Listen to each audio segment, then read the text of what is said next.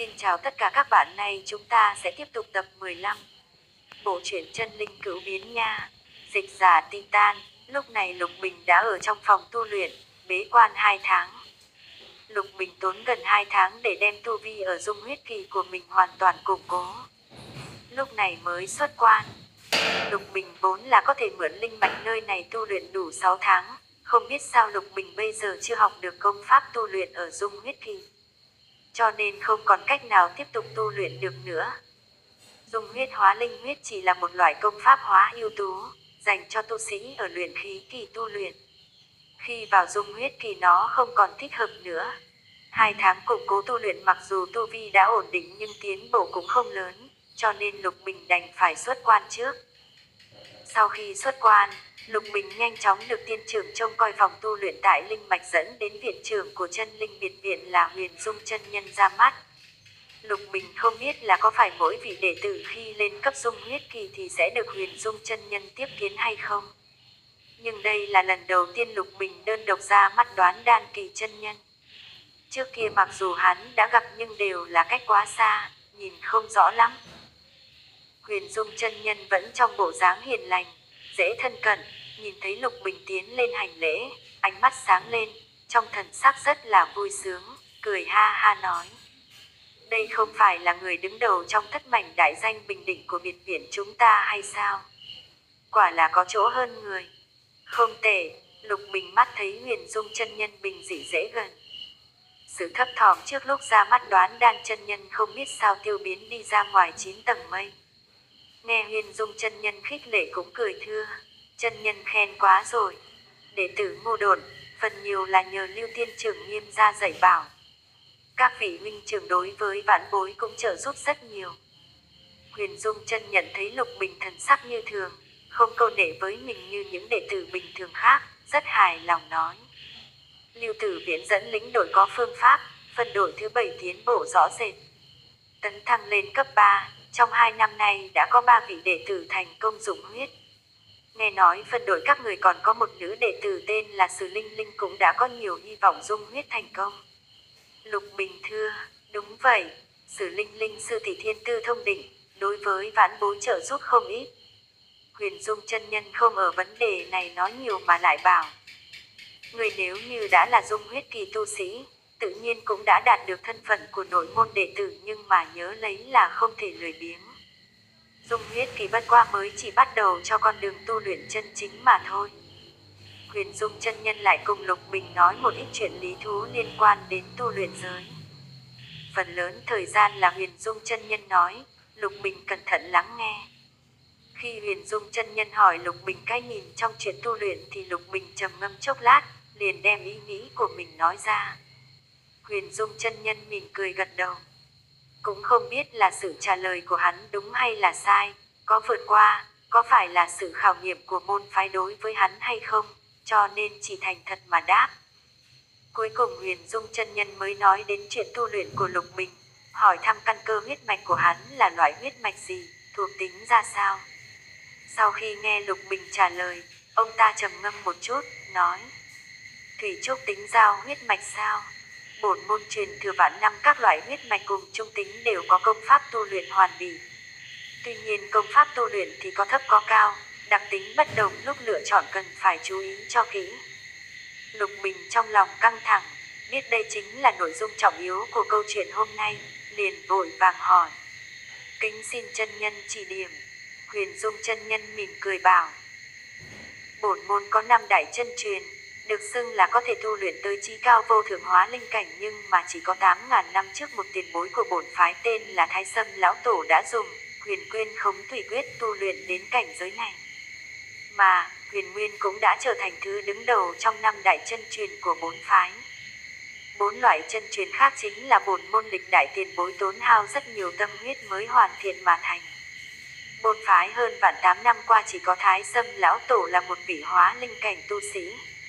Còn 4 loại chân truyền này thì bên ngoài bổn phái là cũng có tu sĩ đã dùng nó tu luyện tới hóa linh cảnh. Nếu không bổn phái cũng không tốn hao tâm huyết đi siêu tập. Lục Bình cho tới bây giờ không biết chuyện bí mật của Chân Linh phái còn có như vậy, biết là mình đã trở thành nội môn đệ tử, thân phận địa vị cũng cao lên, do đó mới nghe được những chuyện này. Huyền Dung chân nhân nói tiếp, Năm đại chân truyền này cũng có một bộ là giao huyết mạch tu luyện công pháp nhưng lại là thích hợp dùng cho phong hỏa trúc tính, so với thủy trúc tính của nhà người lại không hợp. Lục Bình nghe Huyền Dung chân nhân nói như vậy, nhất thời lòng tràn đầy thất vọng. Huyền Dung chân nhân thấy sắc mặt của Lục Bình làm sao lại không đoán được ý nghĩ của hắn, vì vậy nghiêm nghị bảo, người cũng không cần phải buồn rầu, thiên hạ tu luyện công quyết thường đều đồng quy, cuối cùng cũng là đạo thống của Khai Thiên Thất Tổ. Bốn phái tuy không có công pháp cho thủy giao huyết mạch tu luyện đến hóa linh cảnh chân truyền nhưng tu luyện tới pháp tướng cảnh thủy giao công pháp thì vẫn có đó.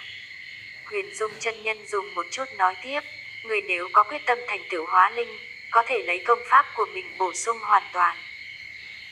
Đến lúc đó bốn phái sẽ có lục đại chân truyền công pháp rồi, bổn phái để uống cũng sẽ càng thêm thâm hậu, thanh danh của ngươi sẽ ghi vào sử sách, để cho hậu bối đệ tử của chân linh phái ngưỡng mộ. Lục Bình nghe Huyền Dung chân nhân nói như thế giờ mới biết được mình không bởi vì huyết mạch thuộc tính mà mất đi cơ hội tụ đến hóa linh cảnh, chẳng qua là muốn hoàn thiện một bộ pháp quyết thì khó khăn vô cùng. Từ chân linh phái vạn năm truyền thừa mà chỉ có mỗi một vị hóa linh cảnh tu sĩ và cũng chỉ thu góp được 5 bộ công pháp có thể hoàn chỉnh tu luyện đến hóa linh cảnh, cũng biết điều này khó khăn đến mức nào. Rời khỏi chỗ Huyền Dung chân nhân, trong tay Lục Bình đã có ngọc bài mang thân phận nội môn đệ tử của chân linh phái. Đây là tượng trưng cho nội môn đệ tử, cũng là bằng chứng để xuất nhập Thiên Linh Sơn của chân linh phái. Lục Bình dưới sự hướng dẫn của một vị đệ tử của Huyền Dung chân nhân, hướng Thiên Linh Sơn bay đi. Sau khi tiến vào Dung huyết kỳ, một đặc thù rõ ràng đó là Lục Bình có thể không dựa vào pháp khí mà vẫn có thể phi hành. Lục Bình hiển nhiên còn chưa thích ứng với loại phi hành này. Đệ tử của Huyền Dung chân nhân tên là Ngô Tử Nghiêu đi trên không khí, vạt áo bay bay mà tiên khí dồi dào.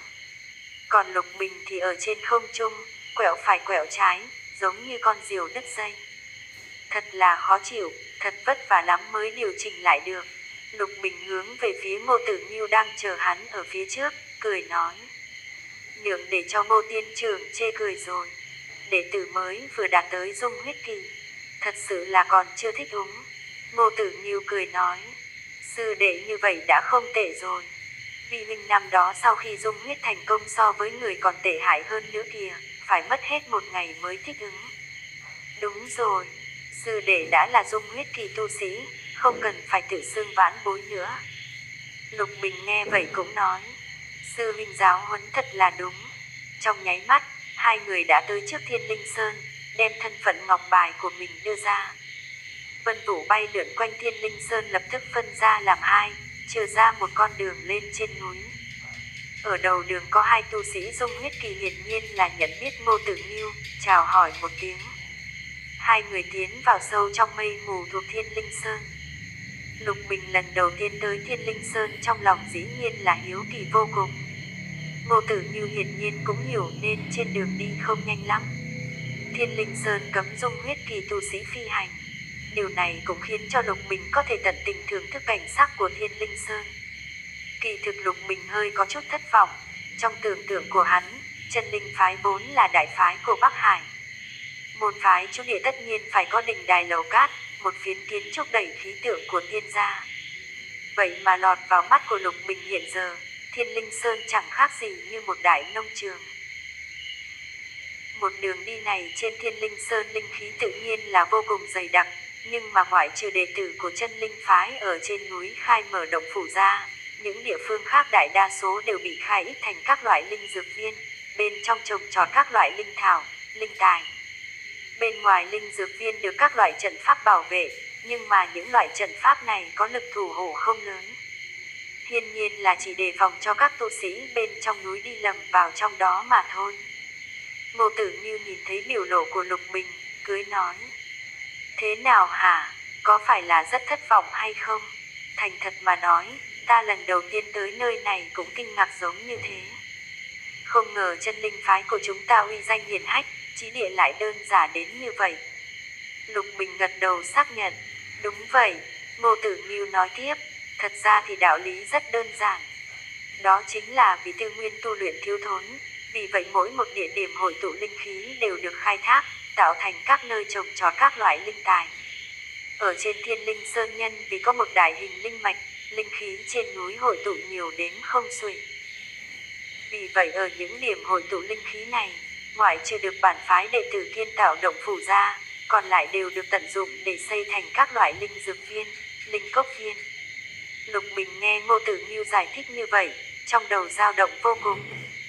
Đối với tu luyện giới lại có một nhận thức trực quan nữa.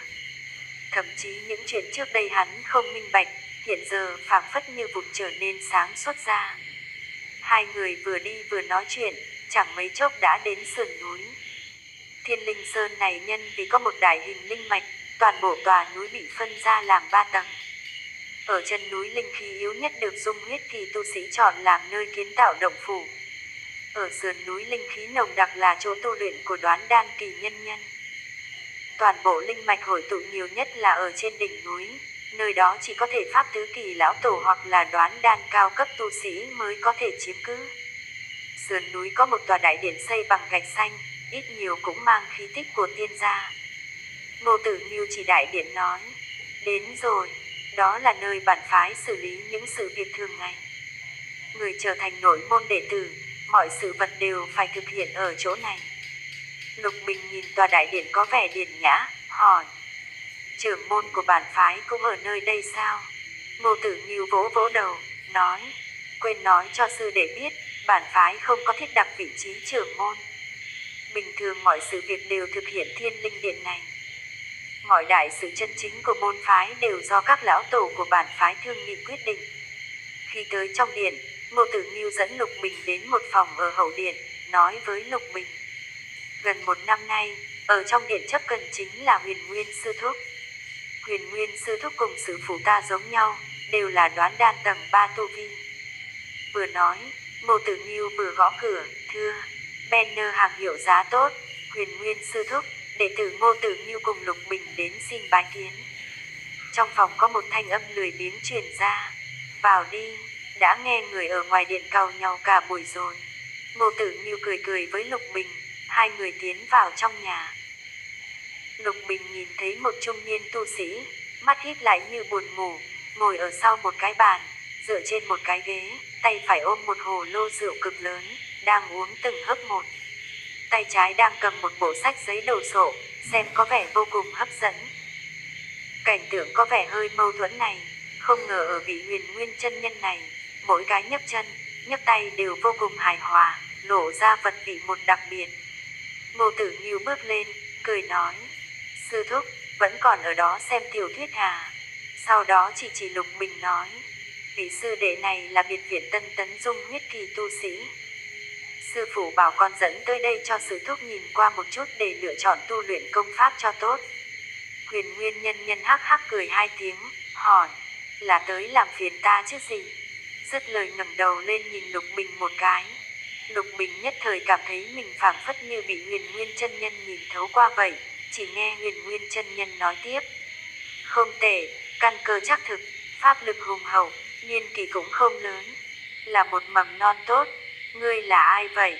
Lục Bình thưa, bẩm sư thúc, đệ tử Lục Bình. Huyền Nguyên chân nhân hỏi, ngươi là thuộc tính gì vậy? Lục Bình đáp, đệ tử là thủy trúc tính giao huyết mạch. Huyền Nguyên chân nhân chép miệng, tiếp đó hấp một ngụm rượu, bảo, thủy giao huyết mạch sao? Rồi không nói gì nữa. Lục Bình chỉ chờ nghe tiếp. Không ngờ lúc đó Ngô Tử Nghiêu lại cười hi hi bước tới đưa qua 10 khối linh thạch, cười ha ha thưa, kính xin sư thúc chỉ điểm. Lục Bình sắc mặt cổ quái, một vị Đoán Đan kỳ chân nhân còn vì để ý 10 khối linh thạch này mà đòi lệ phí hay sao? Huyền Nguyên chân nhân đối với biểu lộ của Lục Bình coi như không thấy, nói, 4 phái thủy giao huyết mạch, tu luyện công pháp cộng 19 loại, trừ đi 8 loại chỉ hoàn thiện đến dung huyết kỳ. Ngoài ra còn có 7 loại tu đến Đoán Đan kỳ, đến pháp tướng kỳ chỉ có 4 loại. Người muốn tiến loại công pháp nào đây? Đến lúc này, không cần Ngô Tử Nghiêu nhắc nhở, Lục Bình vội vã dâng lên 10 khối linh thạch, nói, đệ tử Ngô Độn, xin sư thúc chỉ điểm. Huyền Nguyên chân nhân thay thảy linh thạch trong tay, nói tiếp, trẻ con dễ dậy, xong hợp một hớp rượu, bảo, 8 loại công pháp dung huyết kỳ kia không kể tới.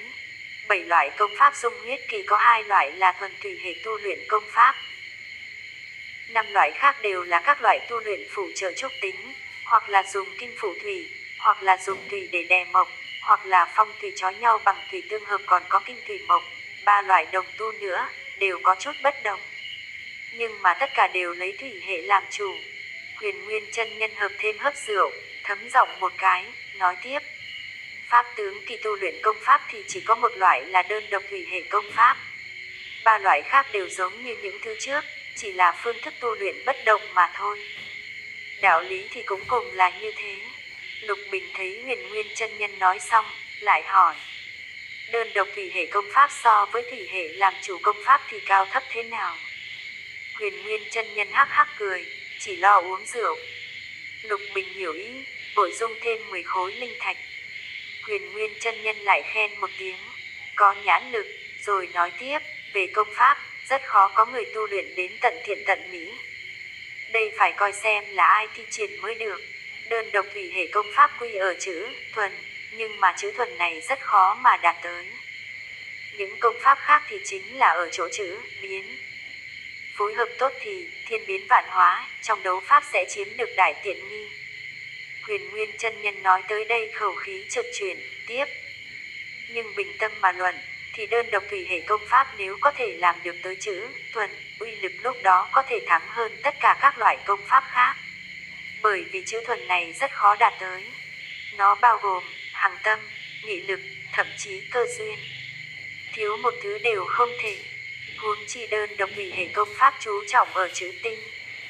Tu luyện tiến cảnh so với các loại công pháp khác chậm hơn nhiều, nhưng mà trong việc đột phá các giai đoạn bình cảnh thì dễ dàng hơn một chút. Dứt lời, Huyền Nguyên chân nhân nhìn Lục Bình, hỏi, tiểu tử, hiện giờ quyết định như thế nào? Lục Bình âm thầm chắc lưỡi, không nghĩ tới trong này có nhiều uẩn khúc đến như vậy.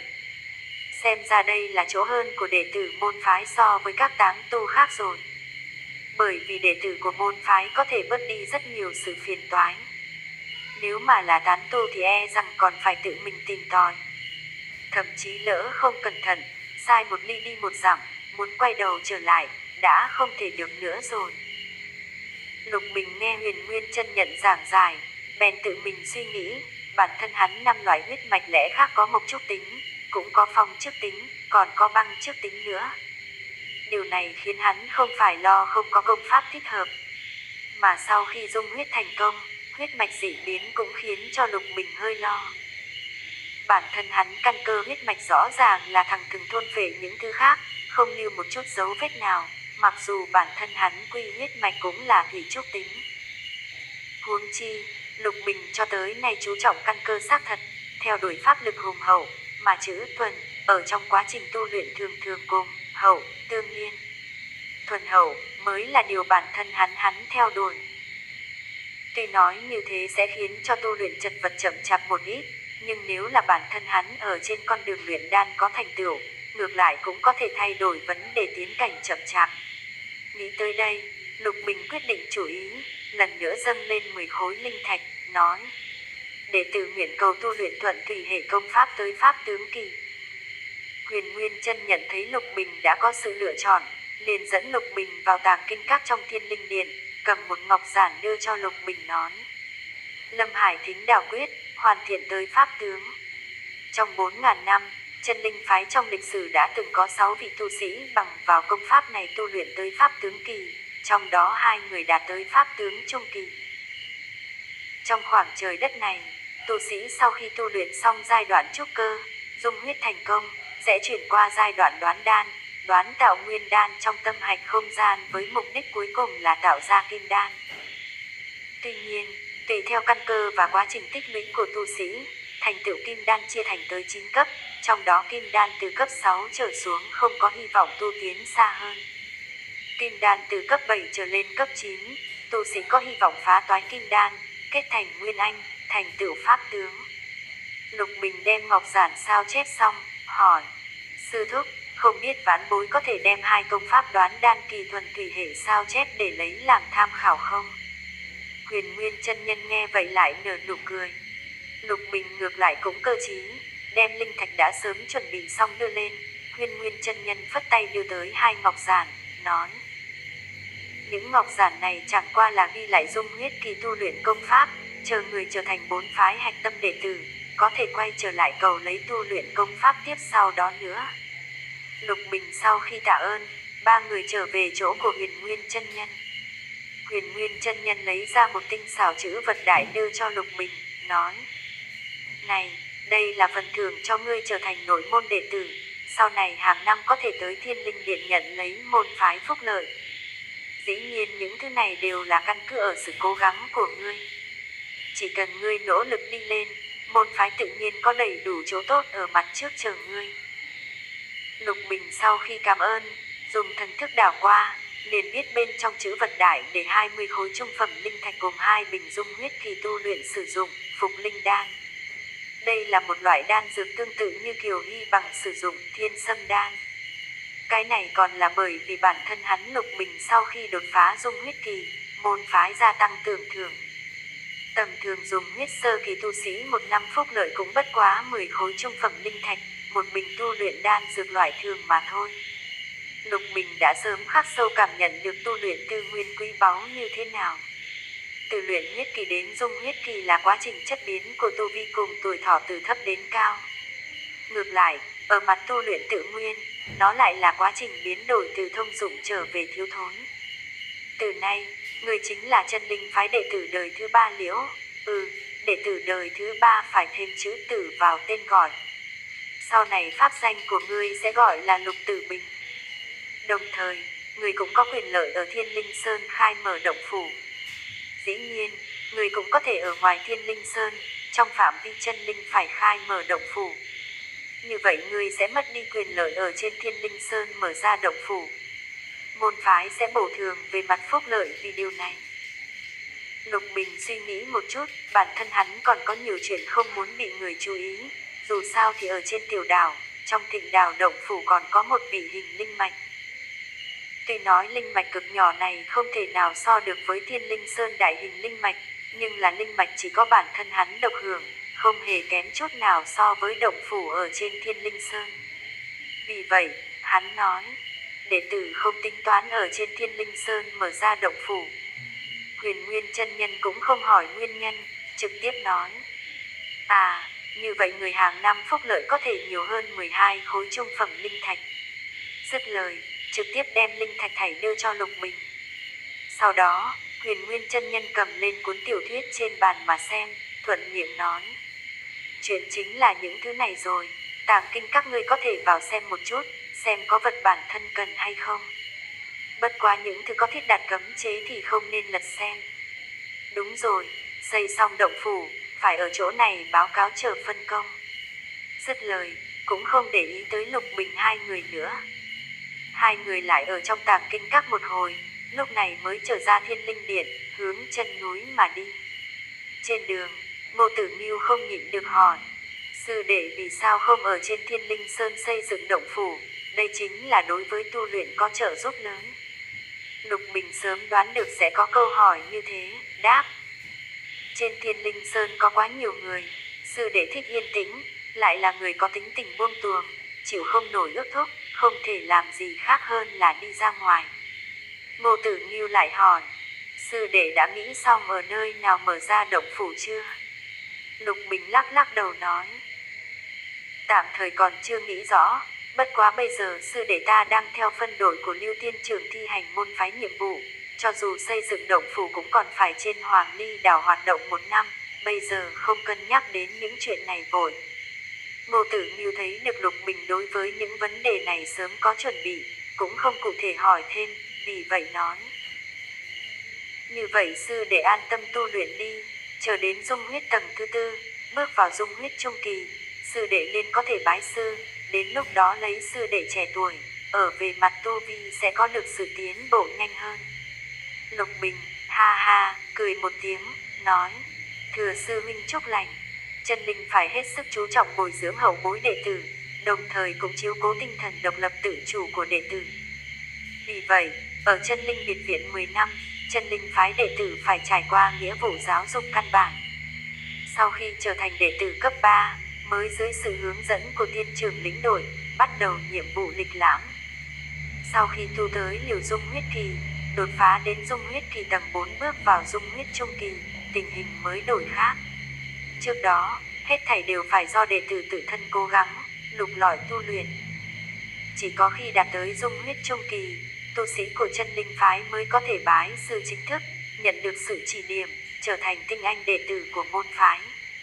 Cách làm này nhằm nuôi dưỡng tinh thần độc lập tự cường tự tìm tòi học hỏi của đệ tử. Con đường tu luyện không hề có chuyện người giống người, tu luyện một đường, tình huống của mỗi người bất đồng, vì vậy con đường hướng đạo cũng không giống nhau. Làm sư phụ chỉ có thể chỉ điểm, mà không có thể thay đệ tử làm ra quyết định. Nếu không, đệ tử như vậy ít có đại thành tựu. Hơn nữa, cho dù đệ tử trong việc tu luyện có chút sai lệch, nhưng sau khi tiến vào dung huyết trung kỳ rồi, sư phụ cũng còn có thể kịp tiến hành bổ cứu. Sau khi rời khỏi Thiên Linh Sơn, Lục Bình trở về phòng tu luyện mà bản thân hắn đã mướn. Bây giờ Lục Bình mặc dù có công pháp tu luyện, hơn nữa hiểu dung huyết kỳ tu luyện có rất nhiều hạng mục, nhưng sau khi tiến vào dung huyết kỳ, bản thân hắn sở học biến thành tạp nhạp vô chương, cần thời gian tiến hành một phen sửa sang lại. Đồng thời, hắn còn phải định rõ ràng kế hoạch tu luyện của bản thân hắn trong đoạn thời gian gần nhất, và phải làm không ít công việc chuẩn bị. Ngồi xếp bằng ở trên tụ linh bồ đoàn, Lục Bình cẩn thận nghiên cứu Lâm Hải Thính Đảo Quyết trong tay. Đồng thời, ở trước người hắn còn để thêm mấy cái ngọc giản, chính là những thuần thủy hệ giao huyết mạch dung huyết kỳ tu luyện công pháp khác mà hắn sao chép ở trong tàng kinh các, cung cấp cho hắn tiện tay tra duyệt. Thật ra thì trong tay Lục Bình còn có một ngọc giản thậm chí ghi lại đoán đan kỳ tu luyện công pháp, là Lục Bình từ trên người Kiều Hy Bằng có được, gọi là Phù Siêu Cửu Thiên Thần Công, là một loại phong thủy đồng tu công pháp, đối tượng là bằng huyết mạch. Xem ra nhân vì Kiều gia ở trong huyền linh phải có thể lực, nên Kiều Hy Bằng mới lấy được đoán đan kỳ tu luyện công pháp trước. Lần này không ngờ lại tiện nghi Lục Bình. Lục Bình mặc dù bởi vì huyết mạch bất đồng, không thể trực tiếp tu luyện, nhưng thủy hệ công pháp vốn là có một ít chỗ giống nhau. Cái ngọc giản ghi lại đoán đan kỳ tu luyện công pháp giúp Lục Bình mở ra một cánh cửa sổ, khiến cho hắn dòm ngó trước được sự ảo diệu của việc tu luyện đến đoán đan kỳ, bớt đi không ít đường quanh co. Lâm Hải Thính Đảo Quyết là bộ công pháp đem quá trình tu luyện bản thân ngụ ý thành quá trình phát triển lớn mạnh của một con sông. Lúc ban đầu, ở dung huyết kỳ, nó giống như sơn tuyền vọt ra khỏi mặt đất, muốn vậy phải cần hai chữ thanh thuần. Tới đoán đan kỳ, nó lại như con sông lớn tuôn chảy, ào ào tiến tới. Tới pháp tướng kỳ, nó hội tụ vào biển rộng, mênh mông tráng khoát. Lục Bình đem Lâm Hải Thính Đảo Quyết phản phục nghiên cứu, cho đến khi thông hiểu quán thông, lúc này mới bắt đầu thử đem pháp lực của dung huyết hóa linh quyết trong cơ thể từng chút một dùng Lâm Hải Thính Đảo Quyết biến thành pháp lực thay thế. Khi toàn bộ huyết mạch bắt đầu dựa theo Lâm Hải Thính Đảo Quyết vận hành nổ tuyến hành công, Lục Bình nhất thời cảm giác máu của bản thân hắn giống như một đạo sơn tuyền, từ tâm tạng vọt ra, phát ra tiếng cốt cốt, nhẹ nhẹ như hát hò vui sướng, hướng các địa phương toàn thân chạy đi thật nhanh. Bên ngoài cơ thể, linh khí nhanh chóng hướng toàn thân áp tới, bị huyết mạch hấp thu. Linh lực ở trong huyết mạch lớn mạnh hơn một chút. Đồng thời, từng tia pháp lực cũng theo huyết dịch chảy qua tâm tạng rồi bị bóc tách ra, quấn quanh dung huyết châu ở trong tâm tạng không gian, khiến cho dung huyết châu từ từ lớn mạnh, mặt ngoài của nó càng phát lộ ra vẻ trong suốt, long lanh. Công pháp vận hành hết 12 chu thiên, Lục Bình từ từ quen thuộc Lâm Hải Thính Đảo Quyết vận hành lộ tuyến, trên mặt lộ ra thần sắc hài lòng. Chân truyền công pháp này quả nhiên không phải là loại dung huyết hóa linh quyết, luyện huyết kỳ công pháp có thể so sánh. Bản thân Lục Bình chẳng qua là tu luyện một ngày, liền cảm giác được trong cơ thể pháp lực rõ ràng lớn mạnh. Khoảng cách đến hết thời hạn mướn linh mạch phòng tu luyện còn chừng 2 tháng, Lục Bình còn vừa vặn 3 bình tổng cộng 30 viên dung huyết kỳ tu luyện đan dược, đúng lượng dùng cho 2 tháng này. Vốn sau khi tu sĩ tiến vào dung huyết kỳ, bởi vì sử dụng đan dược có được lực đại phúc tăng trưởng, cho dù tu sĩ tu vi cũng đồng thời lột xác, nhưng nếu muốn hoàn toàn tiêu hao được lực trong đan dược, loại bỏ đi dược độc trong đó thì cần phải dùng hết 3 ngày. Có lẽ là bởi vì sau khi giao huyết mạch trong cơ thể Lục Bình thôn phệ quy huyết mạch, và xa xôi hơn có lẽ chịu ảnh hưởng của huyết mạch biến đổi kỳ lạ sau khi xuyên việt đến thế giới này, cho nên pháp lực của hắn nhất thời hùng hậu gấp đôi. Mặc dù trước đây tư chất của Lục Bình chỉ được xem là trung bình, nhưng hoặc là bản thân hắn tích lũy đủ hùng hậu, hoặc là bởi vì tu luyện Lâm Hải Thính Đào Quyết có phần đặc biệt, Lục Bình đối với thời gian tiêu hóa đan dược rõ ràng rút ngắn rất nhiều. Chỉ dùng 2 ngày là có thể đem được lực trong đan dược tiêu hao hết tất, dược độc cũng không tích lũy trong cơ thể gây nguy hại cho tu hành sau này. Nói cách khác, so sánh với những tu sĩ khác, ở trong thời gian giống nhau, Lục Bình có thể tiêu hao thêm 1/2 đan dược để tăng tiến tu vi. Kết quả dĩ nhiên là góp phần cho tu vi của hắn tăng tiến nhanh hơn, bù vào phân chậm đi do yêu cầu phải tích lũy và thuần hóa linh lực. Nhưng nhu cầu đối với đan dược cũng cao hơn. Điều này đòi hỏi Lục Bình phải trăm công nghìn kế tìm kiếm lượng đan dược đủ dùng cho tu luyện sau này. Cải thiện được tốc độ tu luyện đối với Lục Bình mà nói không thể nghi ngờ gì là một điều cực kỳ tốt. Bởi vì Lục Bình đi theo con đường thuần thủy hệ tu luyện, loại phương thức tu luyện này quá đáng theo đuổi căn cơ, dù là sẽ giảm đi rất nhiều nguy hiểm trong quá trình tu luyện hay đột phá tu vi, nhưng đồng thời cũng vì công pháp bản thân mà khiến cho tốc độ tu luyện chậm chạp vô cùng. Lục Bình hiện giờ có thể tìm kiếm ưu thế riêng về mặt hấp thụ đan dược, do đó hắn không thể không bỏ công học và tìm mọi biện pháp đột phá về mặt luyện đan. Lục Bình căn cơ huyết mạch sau khi thôn phệ độc trúc tính quy huyết mạch đã chiếm ưu thế tuyệt đối trong số 6 loại huyết mạch còn dư lại trong cơ thể. Tình huống như thế vốn là phải vào dịp tu sĩ lên cấp dung huyết tầng 2, sau khi dung hợp một loại huyết mạch sau mới xảy ra. Lục Bình bây giờ cũng không biết trạng huống này trong huyết mạch của bản thân là tốt hay là xấu, nhưng từ trong đáy lòng, hắn lại không muốn đi thỉnh giáo người khác.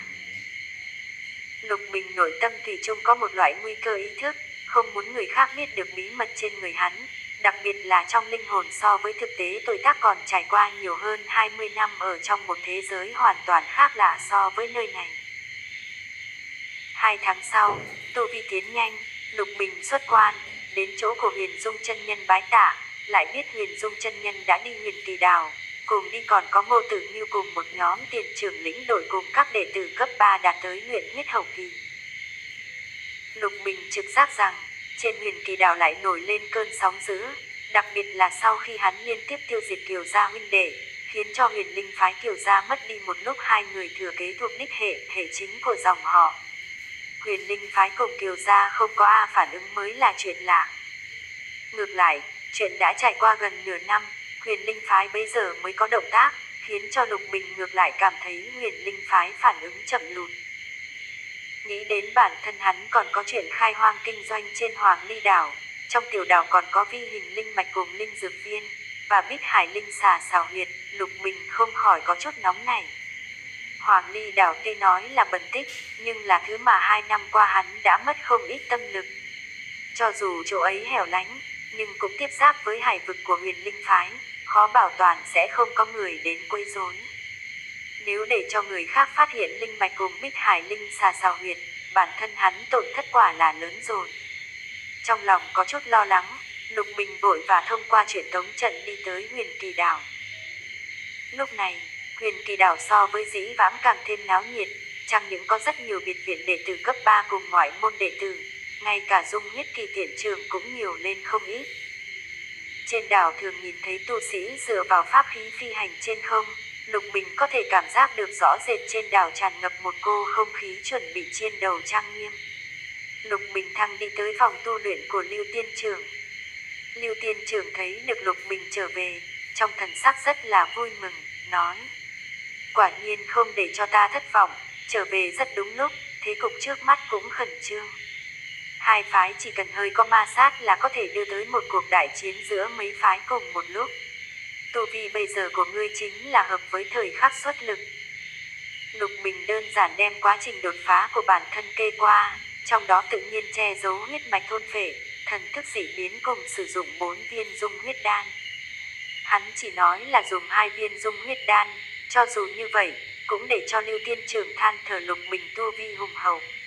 Lục Bình hướng Lưu Tiên Trường hỏi thăm thế cục trước mắt, Lưu Tiên Trường bèn kể cho Lục Bình nghe thật cặn kẽ. Sau khi Kiều Hy Bằng bị Lục Bình cường sát, Huyền Linh Phái cùng Chân Linh Phái đều không biết được. Chân Linh Phái cho là Kiều Hy Bằng đã giết chết Xà Yêu, quay trở về Kiều gia lại cho là Kiều Hy Bằng vẫn ở trên biển đuổi giết Xà Yêu. Hơn nữa thông qua hộ vệ bị thương trở về gia tộc biết được Kiều Hy Bằng đuổi giết chính là Bích Hải Linh Xà có huyết mạch cao quý trong yêu tộc, hơn nữa đã xâm nhập đến Chân Linh Phái hải vực. Lần này Kiều gia ngồi không yên, vội vàng phát ra 6 tên dung huyết kỳ tu sĩ, trong đó có 2 dung huyết trung kỳ tu sĩ lĩnh đội tới tiếp ứng. Không ngờ 6 người ở phụ cận hải vực bồi hồi gần 1 tháng mà không tìm được Kiều Hy Bằng. Lần này Kiều gia cuống lên, vội vàng tăng phái người, từ 6 người gia tăng đến 15 người, chia làm 3 đội, mỗi đội do một dung huyết hậu kỳ tu sĩ dẫn đầu, ở trong hải vực của Chân Linh phải tìm kiếm tung tích của Kiều Hy Bằng. Kiều gia hành động không chút giấu giếm như vậy, tự nhiên khiến cho Chân Linh phải rất căm tức. Vì vậy, Khúc chân nhân hạ lệnh đem 15 người này đuổi ra khỏi Chân Linh Phái hải vực, và lên tiếng cảnh cáo nơi này đã là Chân Linh Phái hải vực, Kiều gia mà đi vào nữa thì có vào mà không có ra. Bất đắc dĩ, Kiều gia không thể làm gì khác hơn là hướng Huyền Linh phải nhờ giúp đỡ. Chuyện này nguyên bổn chính là Huyền Linh phải bày tính kế sách, hiện giờ Kiều Hy Bằng mất tích, khiến cho Huyền Linh Phái ứng phó không kịp, vội vàng chỉ trích Chân Linh Phái mưu hại người thừa kế của Kiều gia. Chân Linh Phái tự nhiên không cam yếu thế, ở trong Bắc Hải liên minh trách cứ Huyền Linh Phái vô cáo, đồng thời trách móc Kiều Hy Bằng vì sao tự thân xông vào Chân Linh Phái hải vực lùng giết yêu thú. Bây giờ yêu thú không dùng giết được, sợ là lại bị yêu thú đem hắn biến thành con mồi rồi. Chân Linh phải trả đũa, khiến cho Huyền Linh Phái thẹn quá thành giận, nhưng lại không thể đem bản thân mưu đồ công khai trước mọi người. Vì vậy, Huyền Linh Phái trực tiếp ra thông điệp, nếu là Chân Linh Phái không cho lời giải thích rõ ràng, Huyền Linh Phái sẽ thu hồi Huyền Kỳ Đảo. Đồng thời Huyền Linh Phái còn tự nhận là chiếm đạo nghĩa thượng phong, nên ở trong Bắc Hải liên minh lập bang kết phái, cộng đồng thanh tảo Chân Linh Phái. Chân Linh Phái tự nhiên cũng tích cực hành động, song phương quan hệ nhất thời trở nên vi diệu, chỉ cần chạm một cái là có thể bùng nổ đại chiến. Từ chỗ Lưu Tiên Trường đi ra ngoài, Lục Bình đã đại khái hiểu rõ đối với thế cục trước mắt. Đồng thời, hắn cũng từ Lưu Tiên Trường biết được đại khái phương án mà Chân Linh phải dùng để ứng đối. Lục Bình cũng không kỳ quái Lưu Tiên Trường vì sao cho mình biết nhiều chuyện của Chân Linh Phái cao tầng như vậy. Sau khi Lưu Tiên Trường lên cấp dung huyết hậu kỳ, nhờ biểu hiện rất mực chững chạc, tu vi thâm hậu, đối với môn phái có nhiều cống hiến, lại là đồ đệ của đệ tử chân truyền của môn phái là Huyền Vũ chân nhân, nên sớm đã là môn phái hạch tâm đệ tử. Vì vậy, ông ta đối với môn phái thượng tầng quyết sách cũng biết không ít điều. Lục Bình hướng Lưu Tiên Trường đề xuất ý kiến muốn trên Hoàng Ly đảo kiến tạo động phủ. Lưu Tiên Trường mặc dù kỳ quái Lục Bình tại sao không ở trên Thiên Linh Sơn mở động phủ, nhưng cũng không hỏi tới. Môn phái thật ra là khích lệ đệ tử xây động phủ ở bên ngoài môn phái trú địa. Như vậy, nó vừa giảm bớt gánh nặng cho Thiên Linh Sơn linh mạch, lại có thể làm phong phú lực khống chế của môn phái đối với phạm vi thế lực. Lưu Tiên Trường chẳng qua là đề nghị Lục Bình có thể đem động phủ xây ở đáy biển, như vậy có thể tránh cho động phủ bị phá hủy khi hai phái đại chiến. Lưu Tiên Trường đề nghị cũng ám hợp với ý của Lục Bình. Hắn không khỏi nhớ lại Thịnh Đào Linh Dược Viên và cả Bích Hải Linh Xà Xào Huyệt nữa. Bất qua Bích Hải Linh Xà Xào Huyệt nằm ở Huyền Linh Phái hải vực, hiển nhiên không thích hợp, mà tiểu đảo sau khi trải qua mấy lần đấu pháp đã bị tàn phá, cũng hạn chế khai mở động phủ. Có lẽ hắn có thể ở trên Hoàng Ly đảo mở ra động phủ, lại đem linh mạch dịch chuyển tới Hoàng Ly đảo. Bất quá, dịch chuyển linh mạch cũng không dễ dàng. Linh mạch di động sẽ dẫn tới mặt đất chấn động, khó tránh khỏi sẽ dẫn tới những tu sĩ khác chú ý. Chuyện này chỉ có thể từ từ tính toán, trước mắt đem động phủ mở ra trước rồi tính sau. Lục Bình sau khi tiến vào dung huyết kỳ, chẳng những thần thức so với thường nhấn mạnh gấp đôi, cảm giác cũng bén nhạy rất nhiều. Lục Bình có thể cảm giác được Huyền Kỳ đảo tràn ngập vài cổ khí thế cực mạnh, phải là của Đoán Đan kỳ chân nhân mới như thế. Nhưng cụ thể số lượng là bao nhiêu thì hắn không đoán ra. Đợi đến khi Lục Bình ra khỏi Huyền Kỳ Đảo, những cổ khí thế này đột nhiên biến mất, khiến cho hắn âm thầm kinh ngạc cho thủ đoạn của Đoán Đan Kỳ chân nhân. Đồng thời, hắn cũng tỉnh ngộ rằng điều này e rằng lại là một loại thủ đoạn nhằm vào Huyền Linh phái. Khí thế tràn ngập ở trên Huyền Kỳ Đảo, có thể khiến cho mấy trăm tu sĩ trên đảo phấn khích, tự nhiên lòng tin đối địch cũng tăng lên 10 phần, có lợi cho tiêu trừ không khí khủng hoảng trước đại chiến. Đồng thời, khí thế ấy không truyền ra khỏi Huyền Kỳ Đảo, là để cho Huyền Linh phái không cách nào biết được chân linh phái bố cục hư thật thế nào. Một khi đánh giá sai bố trí trên Huyền Kỳ Đảo, Huyền Linh phái sợ rằng lại bị đánh cho hội đầu thổ kiểm. Lục Bình đối với một loạt hành động của Huyền Linh phái nhìn rất không thuận mắt. Hai phái tranh đấu suy cho cùng là ích lợi chi tranh, là muốn chiếm hữu tu luyện tự nguyên. Những thứ này đều liên quan đến tu sĩ có thành đạo được hay không. Tu luyện giới có câu thường nói rằng, chờ ta thành đạo giống như giết chết cha mẹ ta. Đó là cục diện oán thù, không chết không thôi. Huyền Linh phái lại cứ muốn ở trên dư luận chiếm được thượng phong. Phải biết miệng lưỡi chi tranh, nguyên bổn chính là một khoản hồ đồ. Người bên cạnh làm gì biết ai đúng ai sai, bất quá là được làm vua thua làm giặc mà thôi. Giống như lần trước, chân linh phái một mực bảo rằng Huyền Linh phải cùng các môn phái khác thăm dò bổn phái cơ mật, không nói nhiều lời liền liên tiếp đoạt mười mấy ngôi đảo nhỏ của Huyền Linh cùng các môn phái khác, làm gì cho Huyền Linh phải có cơ hội cãi lại. Đợi đến khi mọi chuyện xong xuôi, Huyền Linh phái còn muốn phân biệt, thì phát hiện bản thân trong mắt các môn phái ở Bắc Hải Liên minh đã sớm tỏa thật tội danh thăm dò cơ mật của người khác rồi. Theo Lục Bình nhận định, Kiều Hy Bằng cho dù là vì báo thù cho thân đệ mà tiến vào chân linh phái Hải vực đuổi giết Bích Hải Linh Xà, cũng là do Huyền Linh phái dung túng mới dám như thế. Lấy này Kiều Hy Bằng tới khiêu khích chân linh phái, đợi đến lúc chân linh phái đuổi Kiều Hy Bằng đi, Huyền Linh phái liền có thể lấy tội danh chân linh phái cùng yêu tộc hợp mưu sát hại Huyền Linh phái đệ tử liên hiệp những môn phái Bắc Hải khác trừng phạt chân linh phái. Không ngờ, Kiều Hy Bằng bị Lục Bình hủy thi diệt tích, Bích Hải Linh Xà thì trở về sao huyệt chìm xuống. Cái này gọi là chết không có đối chứng, mưu đồ của Huyền Linh phái nhất thời thành múc nước giỏ trúc. Đợi đến khi Huyền Linh phái phản ứng, thì chân linh phái đã chuẩn bị kỹ càng.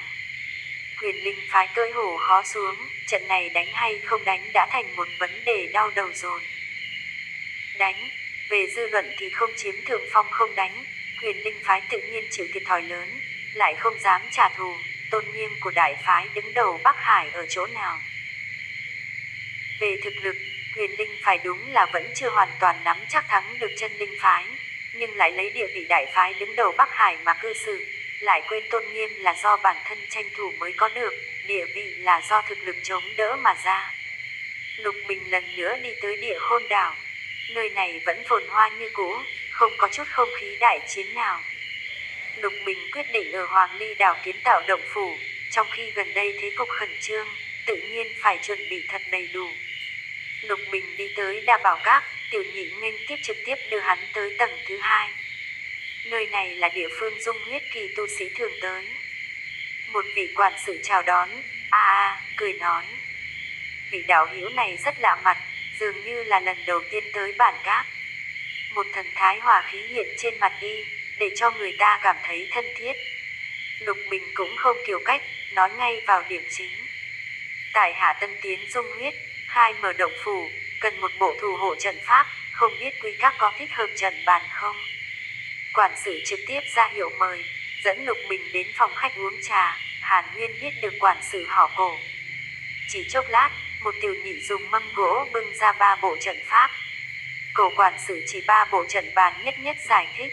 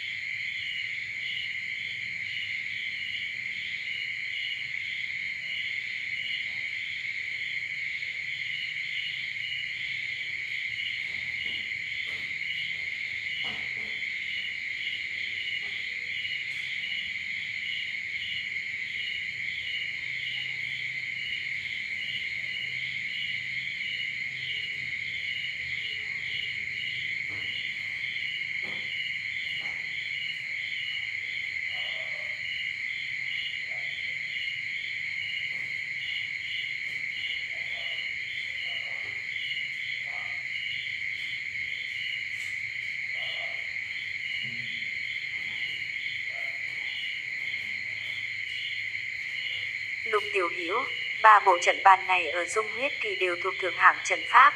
Bộ trận bàn thứ nhất khắc ấn, Tiểu Tam Tài trận, uy lực cường đại, bố trí đơn giản, là trận pháp bảo vệ động phủ tu sĩ thường dùng, cũng là trận pháp đại đa số tu sĩ đều quen thuộc. Cái bộ thứ hai này gọi là Vũ Hải Thận Lâu trận, uy lực không lớn, lấy mê huyền làm chủ, cũng rất có hiệu quả, bố trí cũng đơn giản, mấu chốt là giá cả không quá đắt. Cái bộ thứ ba này gọi là Băng Hà Sát trận, trận này uy lực không dưới Tiểu Tam Tài trận, nhưng bởi vì bố trí phức tạp, tiêu hao khá lớn, tu sĩ cũng không thường dùng, phá giải cũng phiền toái, giá cả tự nhiên cũng đắt tiền nhất.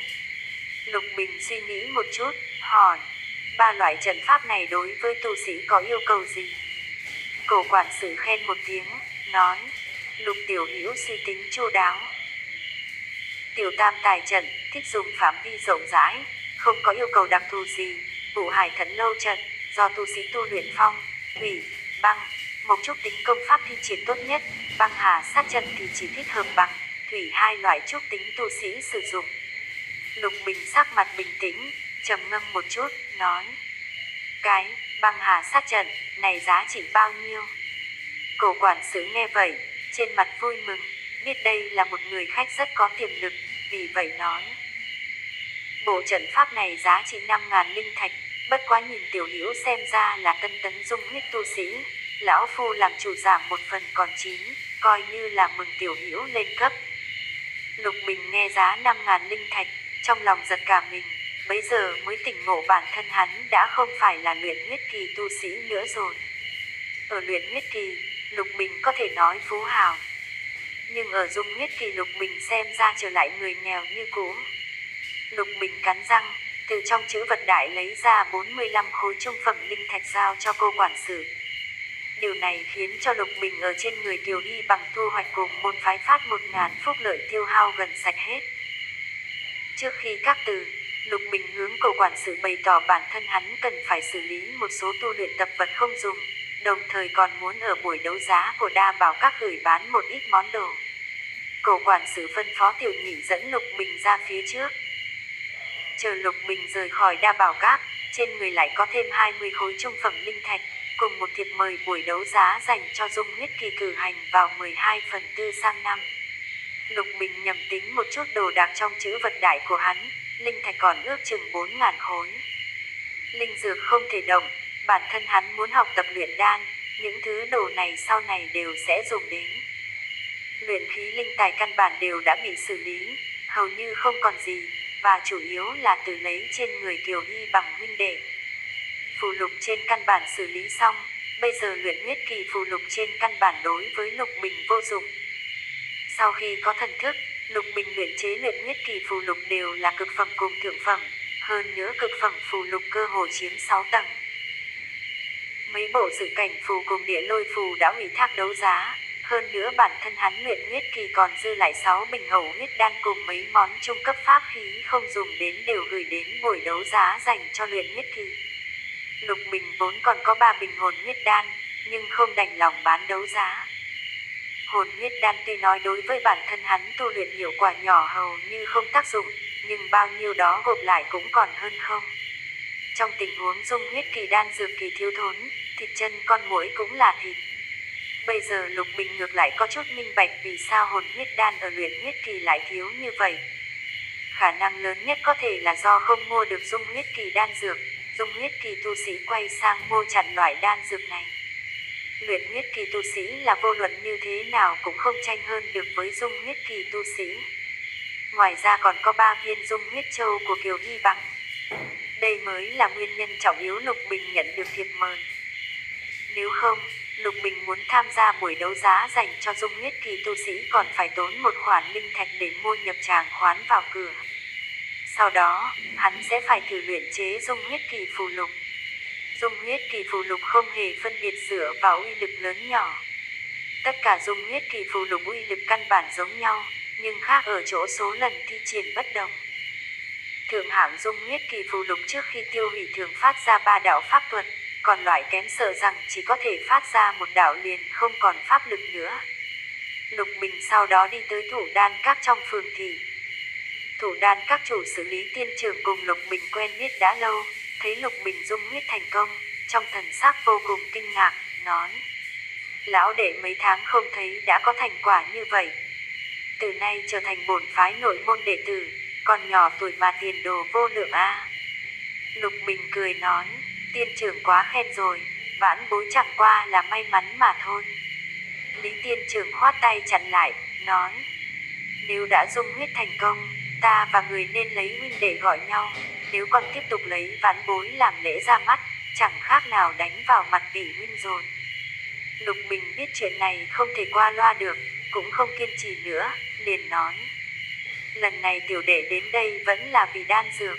Lý tiên trưởng xem ra đã sớm ngờ tới điều này, dẫn Lục Bình vào hậu đường, nói: bổn phái Thủ Đan Các tuy mở cửa hàng bán đan dược, nhưng trên cửa hàng đều là chút đan dược tầm thường mà thôi. Tu luyện dùng đan dược từ hậu huyết đan trở đi không bán ở cửa hàng nữa. Lục Bình biết Lý tiên trưởng muốn nói cho hắn nghe một ít quy tắc ngầm của chân linh phái. Đây cũng là liếm tài thủ đoạn mà mỗi đại phái thường không công bố ra. Dù sao thì muốn chống đỡ môn phái lớn như thế, hơn nữa còn phải đem chén nước cân đong cho bằng, đây không phải là chuyện dễ, vì vậy hắn nói: sư huynh có gì cứ việc nói thẳng, lời ra miệng huynh, chỉ vào tới tai ta thôi. Lý tiên trưởng gật đầu một cái, nói: sư đệ là khách quen của huynh, tự nhiên là tin được. Dung huyết kỳ đan dược so với luyện huyết kỳ cao cấp linh đan dĩ nhiên là càng thêm hiếm ít. Vì vậy, thời gian cung cấp đan dược lấy quý làm tiêu chuẩn, một quý cung cấp một bình. Lục Bình biết dung huyết kỳ đan dược cung ứng khó khăn, nhưng là kẹt đến cái trình độ này, vẫn có chút cả kinh. Lý tiên trưởng cũng không quản biểu lộ trên mặt của Lục Bình, xem ra là thấy cũng nhiều, nói tiếp: hơn nữa bởi vì linh dược hiếm ít, không thể cung ứng lượng lớn, thường thường là góp đủ loại linh dược cân cho đan dược nào, thì liên luyện chế loại đan dược vậy. Do đó, mỗi quý cung ứng đan dược thường không giống nhau, thậm chí mỗi bình 10 viên đan dược cũng có mấy loại đan dược mới đủ số lượng. Lúc này Lục Bình đã sớm nghe trợn mắt hốc mồm, đợi đến Lý tiên trưởng nói xong, mới nói: thì ra là gian nan như vậy, vậy tiểu đệ càng không thể chờ đợi, sư huynh chỉ quản nói giá cả đi. Lý tiên trưởng khẽ mỉm cười nói: người cũng biết, dung huyết kỳ bình thường đan dược giá gấp 10 lần giá trị của hậu huyết đan, nhưng tình huống thực tế có giá mà không có thị. Vì vậy, mỗi bình đan dược giá cả định ở 1.200 linh thạch, nếu là tán tu hoặc là tu sĩ bên ngoài phái, cái giá tiền này biến thành 1.500 linh thạch. Lục Bình ngoan ngoãn đưa lên 10 khối trung phẩm linh thạch gồm 200 linh thạch, Lý tiên trưởng cũng cười nói: bởi vì phải xác định danh sách trước, thống chủ an bài, lần này lại phải trả nửa năm tiền đặt cọc trước. Lục Bình bất đắc dĩ, chỉ đành phải đưa thêm 1.200 linh thạch. Lục Bình từ trong tay của Lý tiên trưởng nhận lấy một bình phục linh đan tương đồng với phúc lợi của môn phái, đồng thời còn có một khối động bài, mặt chính in 2 chữ to, Địa Khôn, phía sau là một lò luyện đan. Lý tiên trưởng giải thích, đây là bằng chứng người hướng thủ đan các mua đan dược. Có khối bài này, người có thể ở bất kỳ một nhà thủ đan các nào của 4 phái án theo thời gian mà mua được đan dược. Ta biết người cùng biệt viện phường thì từ từ hiền quen biết, nhưng người cũng không cần mua 2 phân đan dược giống như luyện huyết kỳ vậy nữa. Dung huyết kỳ trở lên đan dược cung ứng đều là thống nhất an bài, người ở nơi này ghi danh, nơi đó tự nhiên sẽ biết. Lục Bình ngượng ngùng cười một tiếng, hắn thật đúng là có cái ý nghĩ này. Lục Bình chần chờ một chút, nói: sư huynh, tiểu đệ muốn cùng môn phái đan sư học tập luyện đan, huynh xem có thể không? Lý tiên trưởng phảng phất sớm biết hắn có câu hỏi này, thở dài, nói: chính là vị huynh năm đó biết đan dược cung ứng gian nan như vậy, ý nghĩ đầu tiên cũng muốn học luyện đan, cuối cùng cũng bỏ đi cái ý niệm này, phí tâm tư ở thủ đan các tìm một công việc như vậy. Ta xin hỏi người sau khi dung huyết, căn cơ huyết mạch có chút tính ra sao? Lục Bình thật ra thì sớm đối với luyện đan có hiểu biết đôi chút, nghe vậy cũng chỉ có thể lúng túng cười cười, nói: tiểu đệ là thủy trúc tính. Lý tiên trưởng lắc lắc đầu nói: đan sự một đường, thân phận cao quý, quy định của nghề xâm nghiêm, truyền thừa nghiêm cẩn. Nếu muốn trở thành đan sư, đầu tiên chính là tu sĩ huyết mạch trúc tính, Lấy mộc hỏa song trúc tính là tốt nhất, tiếp theo chính là đơn thuần mộc trúc tính hoặc là hỏa trúc tính. Hỏa trúc tính tự nhiên không cần nói. Luyện đan trước hết phải biết khống chế hỏa. Hỏa trúc tính tu sĩ tự nhiên có ưu thế. Mộc trúc tính là đối với linh dược tính nắm rõ hơn so với những chức tính khác. Ngoài ra, còn phải xem tu sĩ ngộ tính, thiên phú, có hay không có danh sự chỉ điểm. Trước khi trở thành đan sư, còn phải có đại lượng linh lực cung ứng luyện thử. Chỉ cần một hạng này cũng chính là khoản tiêu hao cực lớn. Vì vậy, mỗi vị đan sư đều là sư thừa quá mức nghiêm khắc, hơn nữa phần nhiều là đan truyền. Một khi lựa chọn truyền nhân, tất đem hết toàn lực bồi dưỡng. Lục Bình còn chưa từ tâm nói. Tiểu đệ còn là muốn thử một chút, không biết tiểu đệ có thể từ chỗ của 4 phái đan sư cầu một ít luyện đan tâm đắc thể hội, cho dù là mấy đan phương cũng được. Lý Tiên Trưởng nhìn Lục Bình một chút, nói, được rồi, dù sao cũng cho ngươi dẹp luôn ý niệm này. Tâm đắc thể hội cho dù có, cũng sẽ không quá cao cấp.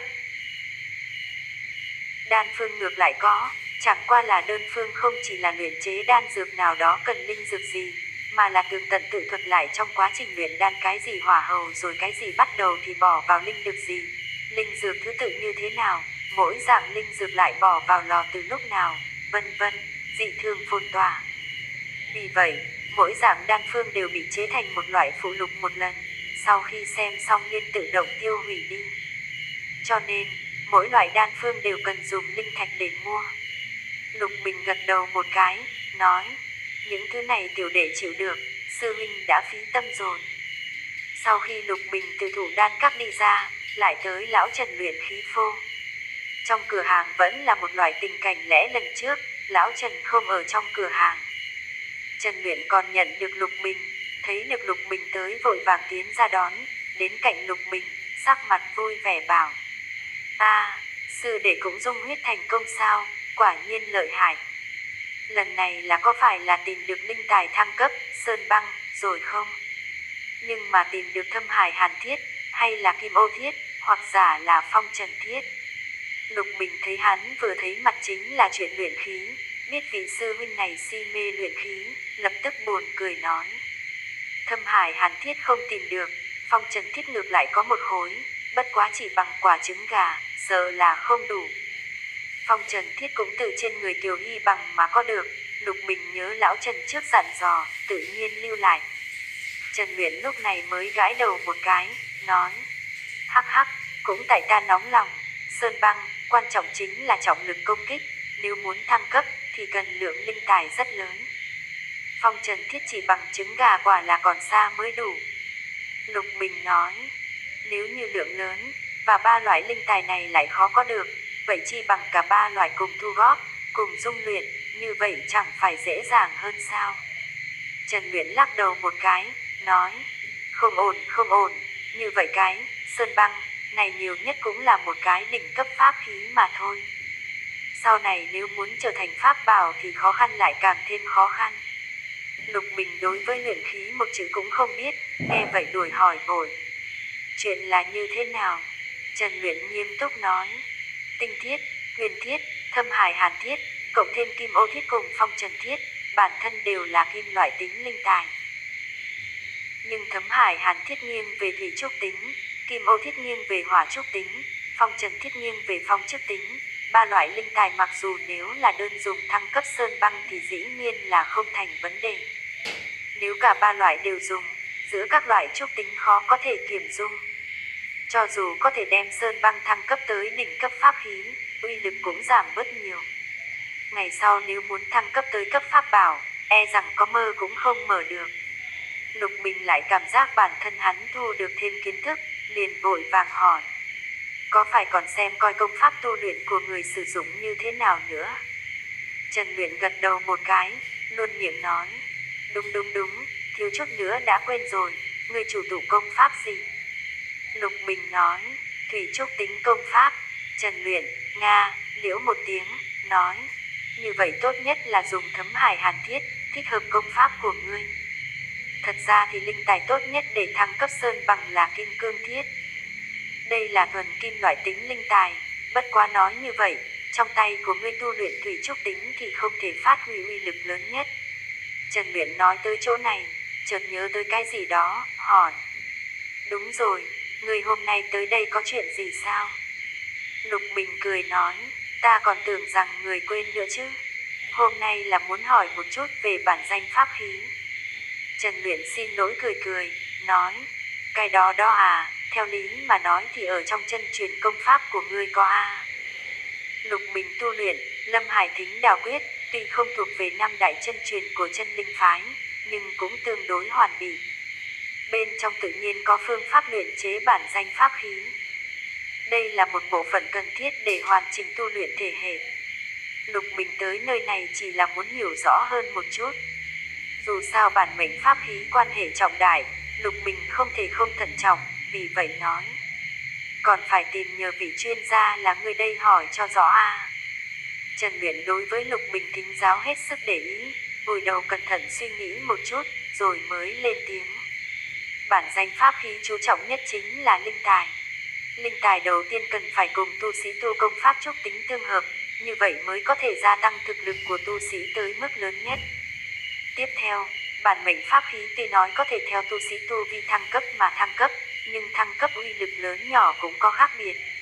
Loại khác biệt này do một trong những nguyên nhân trọng yếu chính là linh tài phẩm chất cao hay thấp. Ngoài ra, pháp khí muốn thăng cấp cần không ngừng đánh vào trên đó 9 loại pháp cấm. Nếu là linh tài phẩm chất không cao, có thể chỉ đánh vào mấy loại, pháp khí liền hỏng mất. Điều trọng yếu thứ hai chính là lúc luyện khí phải sử dụng huyền cấp cấm chế. 9 loại cấm chế đều không giống nhau, nhưng phải nhất mạch tương thừa. Nếu là trúc tính không hợp, khó tránh khỏi ảnh hưởng pháp khí uy lực. Dĩ nhiên, còn phải xem tu sĩ tự thân pháp lực cao thấp cùng với tu luyện công pháp tốt hay xấu vân vân. Cuối cùng, chớ quên tìm một luyện khí sư tốt nga. Lục Bình nhìn Trần Luyện dương đắc ý biểu lộ, biết hắn nói đây chính là bản thân hắn rồi. Nhưng Lục Bình vẫn cảm kích Trần Luyện tường tận giải thích, vì vậy nói. Nếu ta luyện chế bản mệnh pháp khí, nhất định mời người xuất thủ. Trần Luyện nghe vậy mừng rỡ, nói. Thật sao? Vậy thì tốt quá, ta đến bây giờ chỉ luyện chế qua bản mệnh pháp khí cho bản thân. Người yên tâm, ta nhất định luyện chế cho ngươi một món thượng hạng pháp khí. Lục Bình nghe vậy toát mồ hôi, liền vội vàng hỏi. Người nói bản mệnh pháp khí chú trọng nhất linh tài, người nói dạng linh tài nào dùng để luyện chế pháp khí tốt nhất đây? Trần Luyện nói, dĩ nhiên là thiên địa linh vật đã mất đi linh tính rồi. Trần Luyện nhìn Lục Bình mê hoặc không hiểu, nói, nếu nói thiên địa linh vật, chính là thiên địa sinh thành các loại trúc tính linh vật, tỉ như thạch ngọc hỏa nhà ta. Thiên địa linh vật chia làm 3 cấp cửu phẩm, thạch ngọc hỏa mặc dù là huyền cấp hạ phẩm, nhưng cách phân loại này chẳng qua là dựa vào uy lực và cách dùng lớn hay nhỏ mà thôi. Thật ra thì thiên địa linh vật mỗi loại đều là hết sức hiếm ít, mỗi một loại đều vô cùng chân quý. Lục Bình đối với những thứ này ngược lại có chút hiểu rõ, bởi vì bản thân hắn có một loại thiên địa linh vật, chính là lam linh hỏa của đan sư Thịnh Đào. Linh hỏa này là huyền cấp thượng phẩm, so với thạch ngọc hỏa chân quý hơn nhiều. Bất quá thạch ngọc hỏa hỏa tính bạo liệt, thích hợp luyện khí, còn lam linh hỏa hỏa tính tương đối ôn hòa, thích hợp luyện đan. Trần Luyện thấy được Lục Bình nghe cẩn thận, càng phát hứng giảng giải. Những thứ thiên địa linh vật này tuy nói là do thiên địa sinh thành, nhưng không thể thiên trường địa cửu. Thời gian dài lâu, khi mất đi năng lượng bổ sung, chúng cũng sẽ từ từ khô kiệt, thoái hóa thành một loại cực phẩm linh tài. Thí dụ như thạch ngọc hỏa, nếu không có phụ thân ta tự dưỡng, có lẽ mấy trăm năm sau sẽ thoái hóa thành một khối thạch ngọc. Những thứ linh tài này chính là thích hợp nhất cho việc luyện chế bản mệnh pháp khí. Ngày sau thành tựu bổn mệnh pháp bảo chẳng những dễ dàng hơn, uy lực tự nhiên cũng khá lớn. Lục Bình tiếp rẻ nói, thứ đồ tốt này trong lúc cấp thiết nơi nào có thể tìm được. Trần Luyện nói, đây cũng không vội, bản mệnh pháp khí mặc dù uy lực không nhỏ, nhưng ở dung huyết kỳ sự khác biệt cũng không quá rõ ràng, có thể lấy những khác pháp khí thay thế. Thí dụ như, sơn bằng của người chính là tầm thường thượng phẩm bản mệnh pháp khí cũng không thấy lợi hại hơn nó. Dĩ nhiên, bản mệnh pháp khí phẩm cấp sẽ theo tu sĩ bản thân tu vi thăng cấp mà thăng cấp, Thượng phẩm bản mệnh pháp khí chỉ có dung huyết hậu kỳ tu sĩ mới có thể có, vì vậy còn phải xem pháp khí là ở trong tay của người nào. Bất quá bản mệnh pháp khí tốt nhất là khi lên cấp đoán đan tiền kỳ luyện chế cho tốt, nếu không sẽ ảnh hưởng bản mệnh pháp khí hướng pháp bảo tấn thăng. Bất quá tại sao ảnh hưởng thì cũng không phải người như ta bây giờ có thể biết, bởi vì ta bây giờ còn chưa tới cái tài nghệ đó.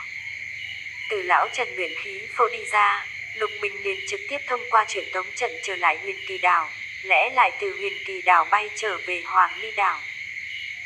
Dọc theo đường đi nhanh như điện chớp, dưới để cấp pháp khí phi chu bị Lục Bình hoàn toàn đem tốc độ thích phóng ra, khiến cho hắn thể nghiệm một chút cảm giác của dung huyết kỳ cao thủ. Ngồi ở trong phòng tu luyện, lúc này Lục Bình thông qua một loạt trao đổi và tham khảo, đã có một ít hoạch định đối với quá trình tu luyện ở dung huyết kỳ của bản thân. Dĩ nhiên, trước mắt hắn còn phải vì thế cục gay cấn của hai phái mà chuẩn bị sẵn sàng mọi thứ, cho dù việc này Lục Bình có thể nói là vẫn luôn chuẩn bị. Việc đầu tiên chính là khai ích động phủ. Lục Bình vốn định tới Bích Hải Linh Xà Xào Huyệt trước để thu vét một phen. Nhưng bởi vì Lục Bình bây giờ đã đem những tích lũy mà bản thân hắn trong thời luyện huyết kỳ cơ hồ tiêu hao không còn gì. Trong túi hắn hiện giờ cực độ ngượng ngùng, nhưng cân nhắc đến thế cục trước mắt, hơn nữa xào huyệt của Bích Hải Linh Xà lại ở hải vực của Huyền Linh phái, cho nên Lục Bình quyết định gác lại, tránh cho hữu tâm nhân chú ý. Lục Bình quyết định đem phòng tu luyện khai ích trong lòng đất, chủ yếu là hắn bị ảnh hưởng của Thịnh Đào động phủ cùng những lời của Lưu Tiên Trưởng. Lục Bình đi tới phụ cận sườn núi nhỏ trên Hoàng Ly Đảo. Hai con sông nhỏ trên đảo đều phát nguyên từ sườn núi nhỏ này, một cái ở đông bắc, một cái ở đông nam. Ở giữa hai con sông, cũng chính là phía sau sườn núi nhỏ, tạo thành một vách dốc và hẹp vài chục trượng. Lục Bình quyết định đem động phủ của bản thân xây ở chỗ này. Lục Bình thật ra thì cũng muốn xem hai con sông trên đảo có phải là xuất phát từ một ngọn nguồn hay không. Dù sao bản thân hắn tu luyện là thủy hệ pháp quyết, ở gần nước mà tu luyện luôn cảm thấy thoải mái. Lục Bình đem đại bảo thả ra. Mấy tháng này đại bảo bị Lục Bình thu ở trong linh thú đại, khó được thấy mặt trời. Ngược lại Lục Bình đem bản thân hắn trước đó luyện chế luyện huyết kỳ đan dược cấp cho đại bảo ăn. Từ trong linh thú đại ra ngoài, đại bảo hưng phấn chạy quanh Lục Bình, nhưng là thế nào nhìn đều giống như là một quả cầu thịt to đang lăn tròn. Đại bảo lại mập hơn, mập đến nỗi không nhìn thấy chân của nó nữa rồi. Nhưng tu vi thì tiến thêm một tầng, đã tới luyện huyết tầng 3, cái này ở trong tâm linh thử được coi là cao thủ. Đem phi kiếm tế khởi, Phỉ Yến kiếm linh xảo vẽ ra một vòng kiếm hoa, nhất thời trên không trung thi triển một bộ kiếm thuật. Đây chính là một trong 8 loại pháp thuật kèm theo, Lâm Hải Thính Đảo Quyết, được xưng Thính Đảo Bát Tuyệt. Bộ kiếm thuật này tên là Loạn Thạch Xuyên Không Kiếm Pháp. Đây là Lục Bình lần đầu tiên diễn luyện một kiếm pháp này. Trước đó hắn chẳng qua là nghiền ngẫm thuộc lòng, nhưng Lục Bình đã sớm lĩnh ngộ thủy hệ công pháp, thế cảnh, chỉ một lúc là liền đem kiếm pháp tinh nghĩa nắm giữ không ít. Chỉ thấy Phi Yến kiếm trong khoảnh khắc hóa thành một đạo sóng trắng chiếu ánh nắng, hướng vách núi phóng tới, phảng phất vách ngan kinh đào, muốn đem cái dốc đá bên bờ phá ra một cái lỗ to. Chỉ một hồi thời gian, nó liền ở đâu nhai khai ích ra một lỗ lớn cho một người ra vào, rồi hướng xuống phía dưới xâm nhập mấy trượng. Lúc này, đại bảo đi theo sau lưng Lục Bình đột nhiên chạy đến trước mặt, chi chi kêu lên. Lục Bình sắc mặt vui mừng, xem ra nơi này đúng là có một nơi linh khí hội tụ. Thường những nơi phát nguyên con sông, phần nhiều là địa phương trung linh đính tú, là chỗ trời đất trung ái, thường sẽ tạo thành đất có linh khí hội tụ, thậm chí còn tạo thành linh mạch. Cho nên, truyền thuyết trên lục địa tu luyện giới, các đại phái thường đem môn phái trú đóng nơi phát nguyên các con sông lớn. Phỉ Yến kiếm hướng xuống phía dưới khai ích ước chừng 10 chương, chợt một kiếm đâm vào không khí. Trong bụng núi thì ra là rỗng, khoảng rỗng này ước chừng có 30 trượng phương viên, cao chừng 4 năm ở trượng, trên mặt đất có một đạo thanh tuyền từ khe đá chảy ra, hướng hai bên chảy tràn. Xem ra đây chính là ngọn nguồn của hai con sông trên đảo rồi. Chẳng qua là, lượng nước nhỏ như vậy, nhất định lúc chảy xuyên qua hai bên khe đá đi ra bên ngoài, còn có những chi lưu khác bổ sung. Sơn phúc bốn phía tất cả đều là vách đá, tuy có nước chảy trên mặt đất, cũng không bị ẩm ướt bẩn thỉu, ngược lại là một hoàn cảnh sống lý tưởng. Chỗ thanh tuyền phun ra mặt đất chính là linh khí hội tụ điểm. Đại Bảo đã sớm ở chỗ này uống một bụng nước, nằm ườn ra bên trên thạch đài lười nhác không nhúc nhích.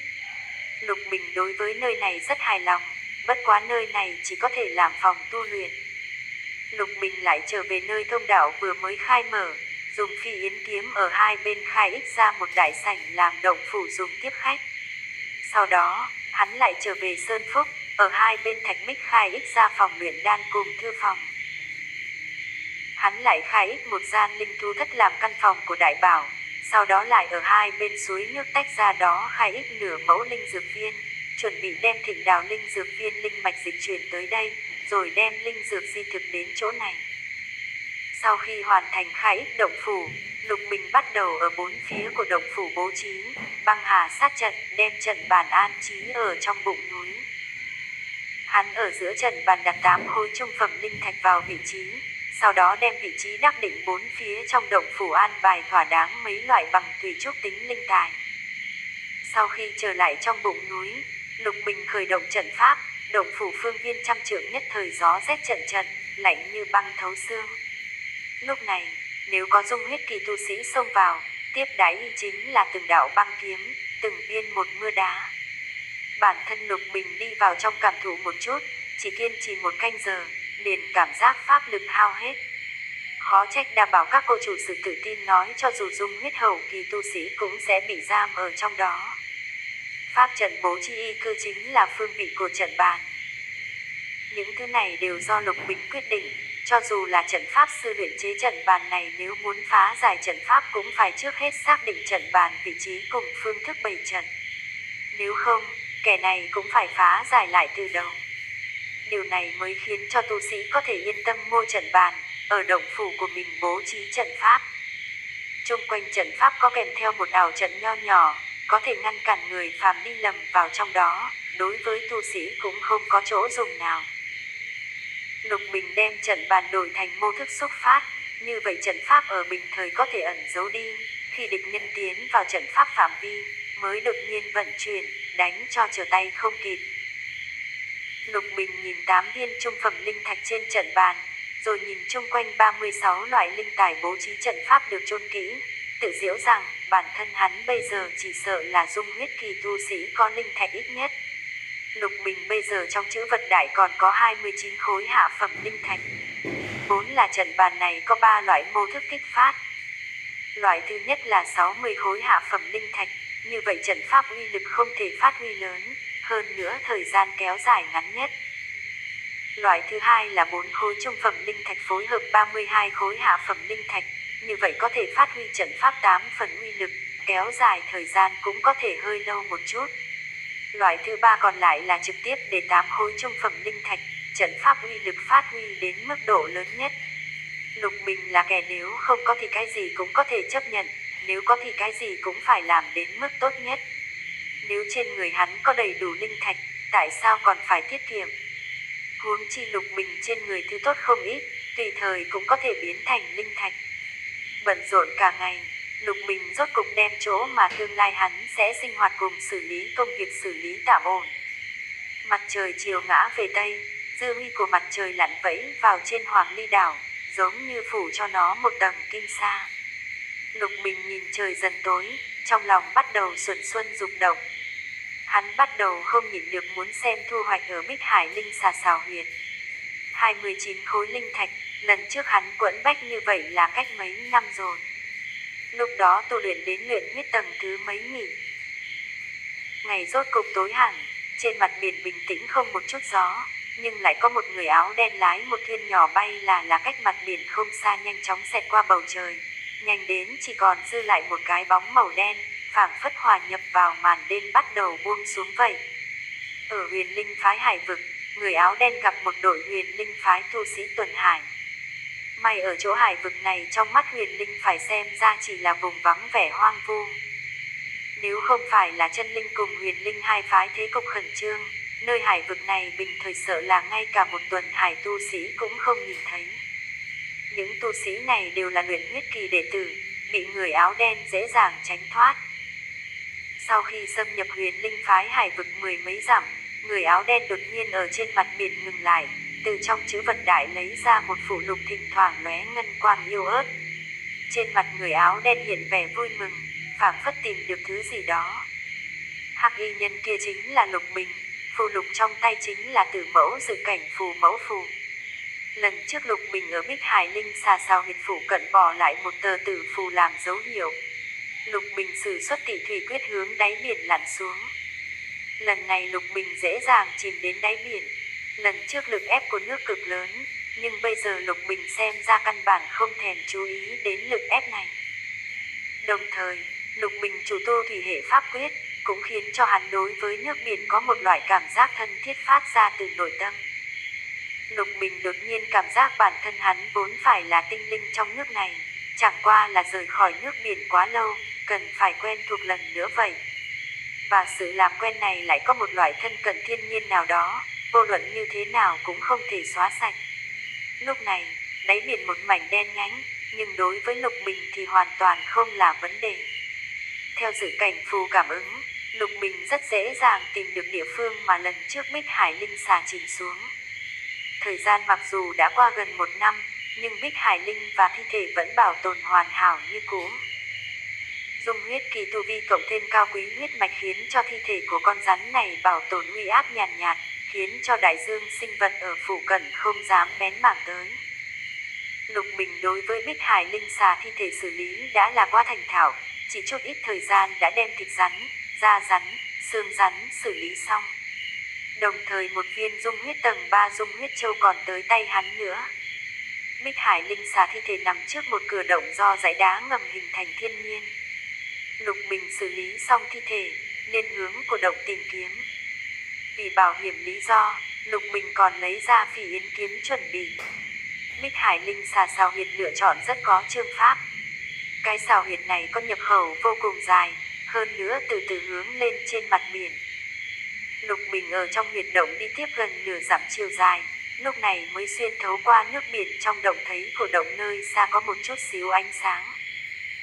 Lục Bình càng cẩn thận hơn, đi tới cửa động, đem thần thức thăm dò trong xào huyệt, cho đến liên tục xác nhận an toàn, Lục Bình mới từ trong nước biển đi ra, đi vào trong xào huyệt. Vừa đến huyệt động, Lục Bình nhất thời cảm thấy linh khí nồng hậu vượt xa so với bên ngoài. Lục Bình nhất thời hưng phấn, chẳng lẽ nơi này cũng có một linh mạch? Lục Bình cảm giác độ dày đặc của linh khí nơi này phải tương đương với vị hình linh mạch trong linh dược viên tại Thịnh Đào động phủ. Xào huyệt xem ra là làm ở trong bụng của một biển đảo nhỏ, so với động phủ của Lục Bình còn nhỏ một chút, nhưng cũng đủ cho 2 con Bích Hải Linh Xà trưởng thành sống ở trong này rồi. Lục Bình tiến vào xào huyệt nhập khẩu, ngay ở giữa xào huyệt, huyết động 4 phía mọc rất nhiều thực vật. Hắn ở trong đó thấy được không ít linh dược, trong đó còn có 10 mấy linh dược dùng để luyện chế dung huyết kỳ đan dược, bất quá thành thục chỉ có 7-8 cây mà thôi.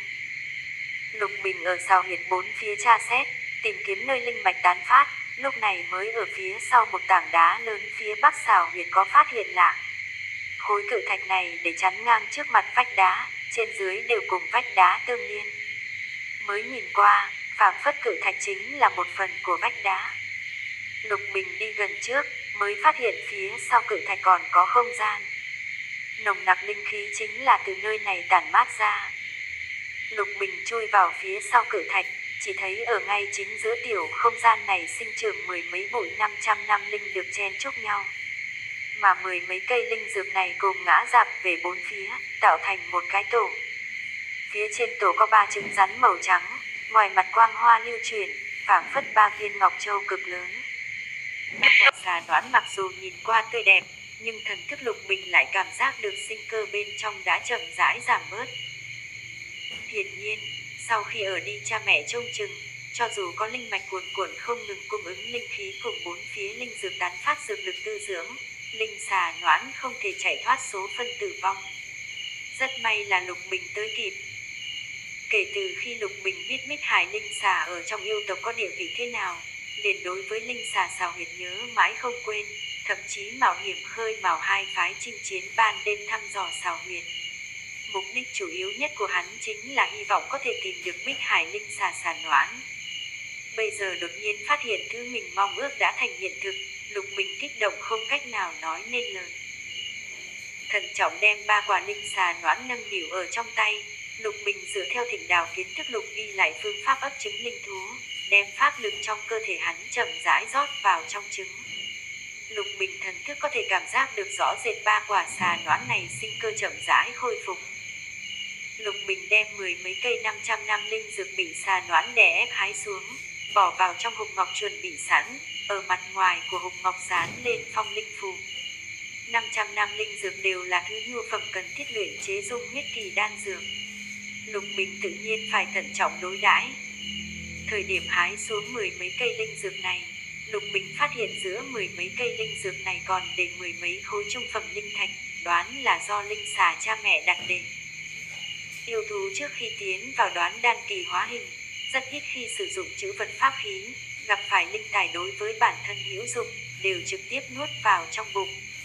Bây giờ 2 con Bích Hải Linh xà đem 10 mấy khối linh thạch đặt để dưới trứng con mình, đáng thương cho lòng cha mẹ thiên hạ.